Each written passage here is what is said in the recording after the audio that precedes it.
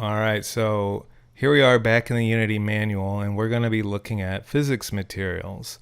So physics materials are what we use to set a specific friction on our surfaces. So the surfaces are essentially colliders.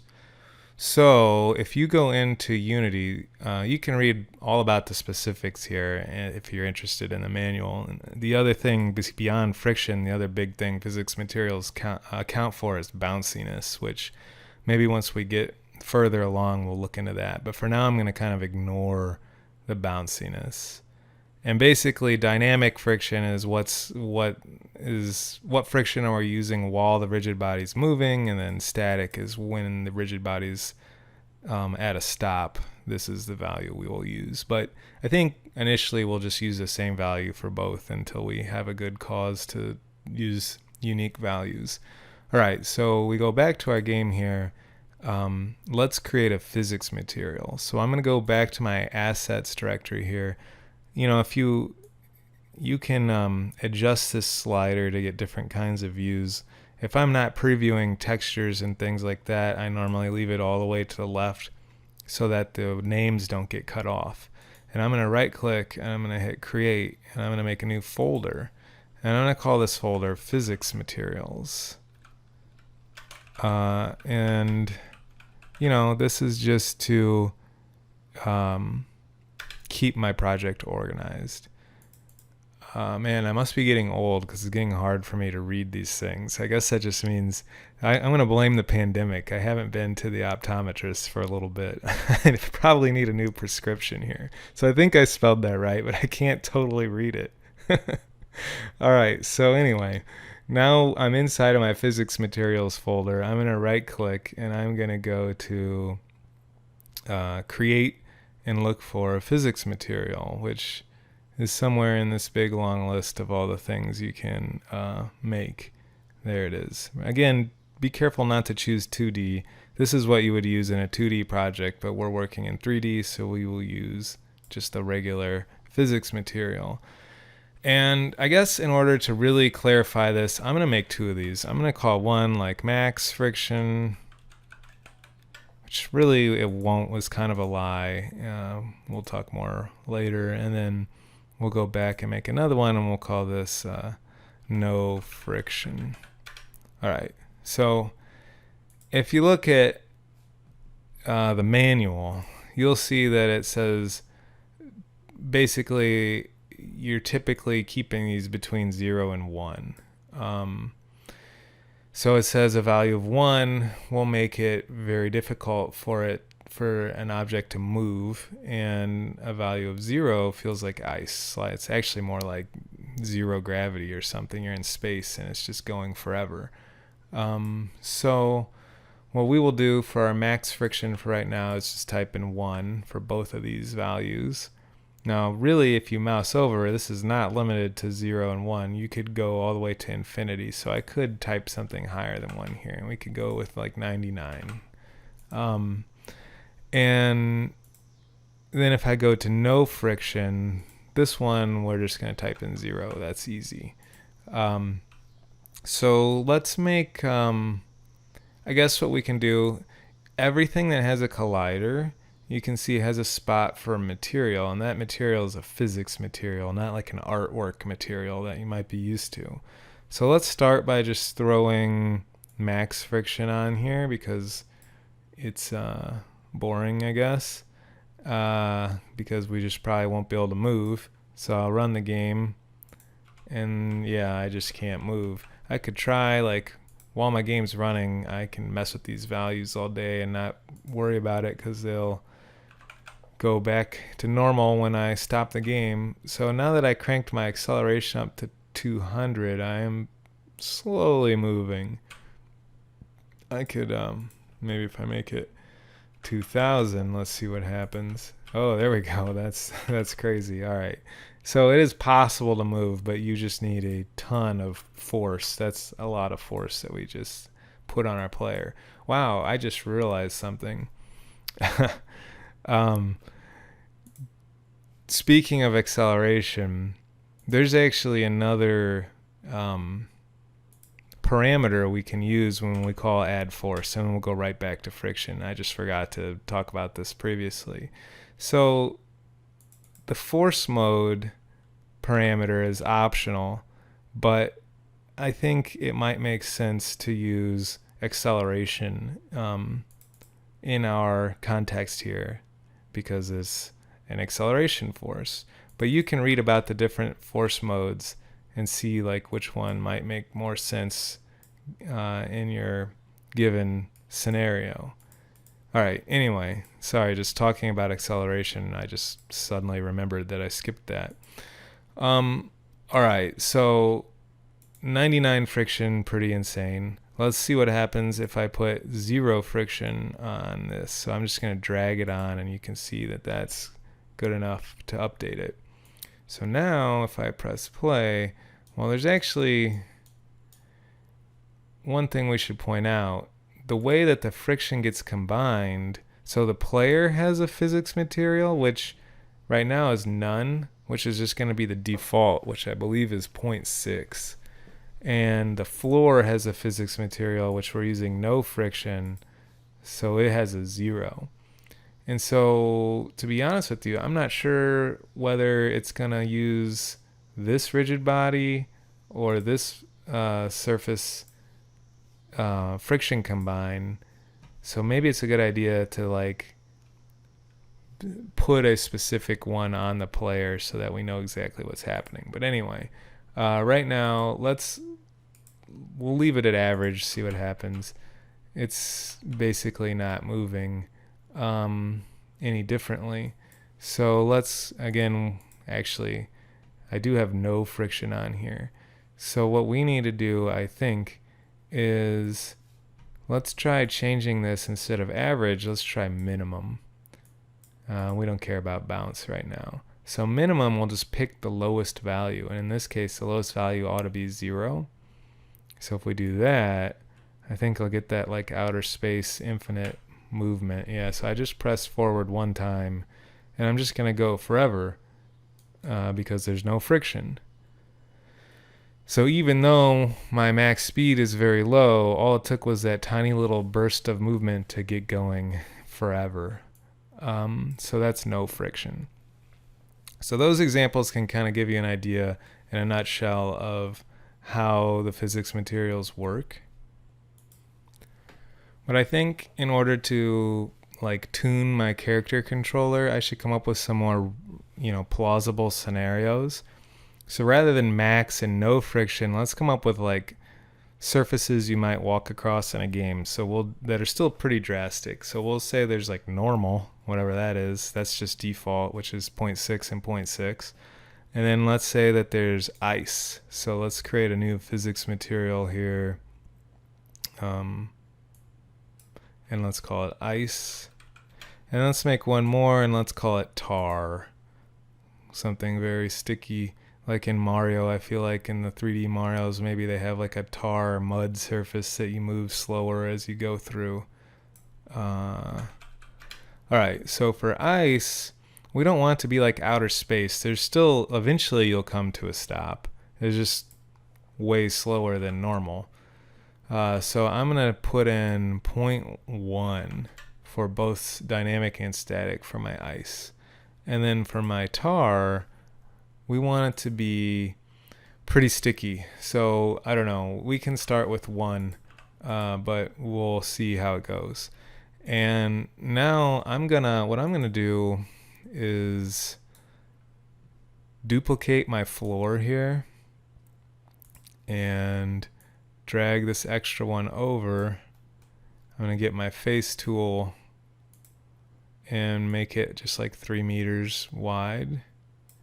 And I'm gonna name this one ice, and then I'm gonna duplicate ice and make sure I get object mode, because I don't want to just move the face, so I'll move the whole thing over. And I make this one called tar. So we're kind of enhancing our test level to support a wider variety of tests. So this is like our friction test area. Now I can put the ice physics material on the ice, and I can put the tar on the tar, but you can't really see it visually, so it's not very great for a test level. Luckily, ProBuilder has a super handy feature called vertex colors. So if you select the whole object, you could do this on a face-by-face basis, but in this case it makes sense to just have the whole object. We'll make the ice like this light blue color, and we'll make the tar this like dark color. And now you can actually see them visually. So that's another, vertex colors is another huge reason why you'd want to use ProBuilder instead of just Unity cubes, where you'd have to, make a whole new material in order to change the color of something. All right, so let's take a closer look at this stuff. We're using average here. I think I want to switch to multiply, and the reason is I just have it's like easier to understand what multiply, how it's going to work. Like if it's a 1, we know that like anything times 1 is just the same number. And if it's lower than 1, it's going to be less. And if it's above 1, it's going to be more. So this just helps me understand the combinations better. So I'm going to switch them both to multiply. Now we can think, okay, well, wait a minute. Multiplying by 1 isn't really going to do that much. So let's instead make this like 1.5. So it's like 150% the normal friction. All right. And I think it also makes sense for us to make a defined physics material for our player, because that way we can really understand what's happening. So again, just to be specific, I'm going to put this on multiply, and we can just leave, I don't know, I'm going to put it on 0.5, I guess, just because it's easier of a number to wrap your head around. So let's actually, the other thing, I think if I recall, my player has like a really slow max speed. I'm going to kind of put that back up. Let's go with like 5. All right. So my acceleration is 10. My max speed is 5. I'm going to walk, kind of get a feel. Whoa, I'm like sliding everywhere. Even, whoa, hold on a sec here. So 2 quick problems. First of all, I forgot that I left no friction on here. So let's just delete on my main floor. Let's just select where it says material on the mesh collider component and just hit backspace. And now it's just none, which is the default, which I think is 0.6. And I think I may have forgotten to put the player physics material on the player's collider. So you can see right here it says none. Let's go ahead and throw that one on there. All right, so now this should work a little more reliably. All right, so my normal movement feels too slippery to me, so I'm going to want to fix that eventually. I like how I accelerate, but then when I let off the movement, it takes me too long to stop. That's kind of like how I'd actually expect ice to feel maybe in a typical game. On my ice, I'm really sliding. So that feels like ice. That's good. I like that. And really, this one, I'm accelerating. It's like kind of hard to get going, which is good. I like that part. But the way that I'm stopping is actually probably closer to how I want stopping to work on my player, just in a normal situation, like on this surface, on a normal surface. So the problem is, if I were to change the player's physics material, which, by the way, if you change the physics materials at runtime while the game's running, it's still, unlike things that you tweak like typically in the inspector, these assets will save even while the game is running. They will not revert back to whatever they used to be. So changes you make at runtime for physics materials will remain after you stop playing the game. So anyway, if I were to like crank up the player's friction so that they stop in a way that I like, the problem is now that I'm accelerating slow again. So it feels like I'm stuck in the mud until I get going. And then when I stop, it stops about how I would want it to stop. So essentially, long story short here is it's going to be really, really hard, if not impossible, to find values that are going to work in every scenario here, meaning I can accelerate quickly, stop quickly on the normal surface, but also feel like I'm on ice, and then like now I can't even move at all now that I'm on this tar. Like I just can't even move. So my solution for that is to dynamically switch from a moving physics material to a stopping physics material based on the player's input, which isn't exactly realistic, I guess. It's going to definitely have an impact on my physics simulation that's less realistic, but I don't think it's going to cause any problems. And if their problem does, a lot of times the best practice isn't to try and predict every problem. It's to just solve the problem at hand. And if one of the problems that might have happened actually does end up happening, then solve it. But otherwise, if we try to predict every single problem, we're going to write a bunch of code that may not ever be useful because those wouldn't have actually been cases that we need to deal with in our game to begin with. So anyway, I'm going to stop the game. I'm going to put the player friction back to 0.5. And I'm going to make another physics material here. So right click, create physics material. And I'm going to call this one player stopping. And I'll rename this current player to like player moving. All right, so now I have a player moving and a player stopping, but I have to write code to switch between them at the right time.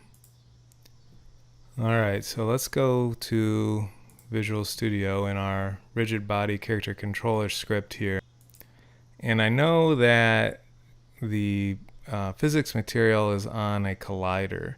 So I need a reference to the collider component that is on our player. So there's different types of colliders, like mesh colliders and box colliders and capsule colliders, but they all belong to this like parent collider class. And I'm going to call this collider, and you're going to see it has the same problem that rigid body has. Like at one point, I guess they thought maybe everything would have a collider, but that's not really true. So you can't just use this, you have to initialize it anyway. And so just to override the built-in collider variable name, I'm going to use the new keyword and let the code understand this is a new thing that I'm making. All right, hopefully we don't have this problem anymore. I should just come up with new names, but I struggle with that. Okay, so now we need to initialize that collider inside of start, really similarly to how we did our rigid body. So we'll use get component and then type in the type of the thing that matches the component we're looking for. And so now we know that collider is going to be a reference to the collider component on our game object here, same game object that our script is on. And somewhere in fixed update, basically, we should change the physics materials when based on like if the player's pressing move, we should assume they're trying to move. So we want to make move easier, so we'll make friction lower. And if the player's trying to stop, we'll assume they're not pushing on the controller, so there would be 0 for this input direction. And then that's when we would swap to the stopping material to make stopping easier. So I'm going to use serialized fields to get quick references to the specific physics materials that are for stopping and moving. So this will be of the type physics material, and we can say stopping material. Let's call it stopping physics material just to be extra specific. And then rather than like type serialized field and all this again, I'm just going to use a comma to quickly define another variable of the same type, which will be moving physics material.